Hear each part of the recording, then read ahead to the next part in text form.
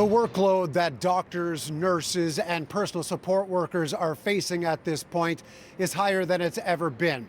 But they're not the only healthcare workers fighting COVID-19 on the front lines every day.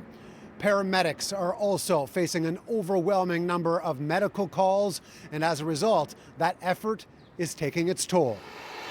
It is stressful, it is demoralizing. We are completely burnt out and beaten down. Non-stop calls to go and help someone experiencing COVID symptoms on top of the vital medical emergencies paramedics would normally see. We're coming into work every day knowing that overtime's been called out, that we're short-staffed, that call volumes are critical.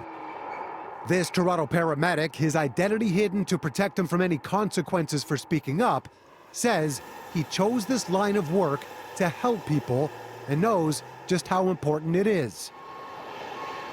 But no washroom breaks, meals while sitting on the bumper of an ambulance, continually sanitizing vehicles, and constantly changing PPE all add up.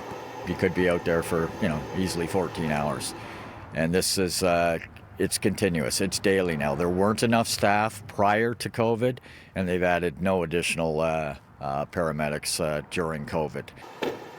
The city says there are about 1,100 full-time medics at this point and about 250 part-time, now taking on more responsibility. 166 were hired last year to cover attrition. What can be done to offer city employees, like paramedics and our fire personnel, some relief, if anything? Our emergency responders have absorbed a significant burden over the course of COVID is accurate. But I will also say it is equally accurate that our entire City of Toronto staff team have absorbed similar. We've really tried to enhance our level of support on the mental health side for staff with various access points that really helps connect our staff with our team to make sure that they understand what they need to do. While frontline medics are feeling overwhelmed, Toronto Paramedic Services says the number of emergency calls in 2020 was the lowest it's been in 4 years.